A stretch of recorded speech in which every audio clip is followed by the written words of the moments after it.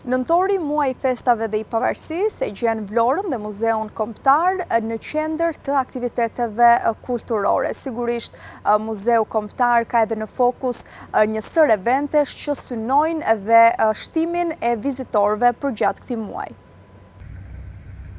Nëntori është muaj i festave dhe Vlora padyshim është në qendër të aktiviteteve kulturore. Muzeu i Pavarësisë ka programuar një sër aktivitetesh gjatë gjithë muajit, të cilat do të kulmojnë në prag të 28 dhe 29 nëntorit. Drejtoresha e Muzeut Kombëtar të Pavarësisë konfirmon se aktivitetet kanë nisur me ekspozitën e trashëgimisë për të vijuar edhe me aktivitete të tjera në bashkëpunim me shkollat e qytetit apo teatrin. Ne tani jemi pothuajse në muajin e veprimtarisë ku kulmojnë komplet të gjitha aktivitetet dhe kemi një valë të madhe pune që na pret.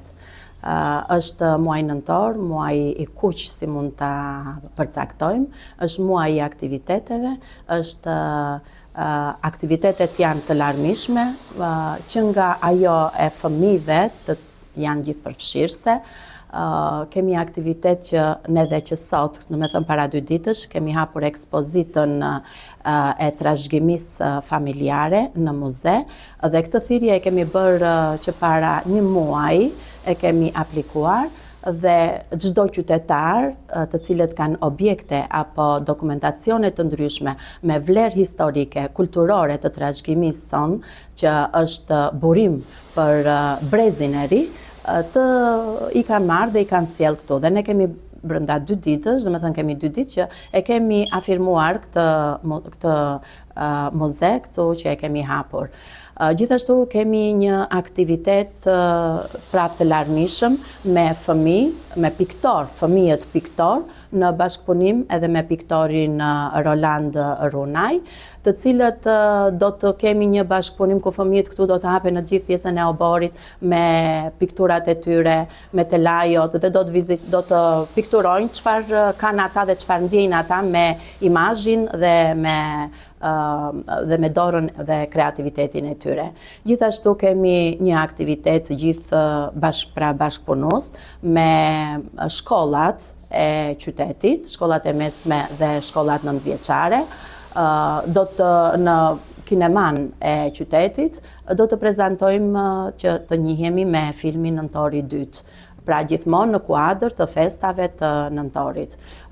Për të mos mbaruar, është i lënë dhe disa gjëra dhe surprizë që mos t'i përcaktojmë të gjitha, por do të kemi gjithashtu edhe koncertin e madh që e kemi të përvitshëm të Muzeut Kombëtar Pavarësia Vlorë, i cili është në datën 25 nëntor dhe ne i ftojmë të gjithë. Muzeu i Pavarësisë pritet të regjistrojë edhe një numër të lartë vizitorësh. Fluksi shumë i madh i tyre fillon nga data 20 dhe në vazhdimsi. Por ne dim ta menaxhojmë. I kemi marrë masat e dhura për ta menaxhuar gjithë fluksin që do të jetë.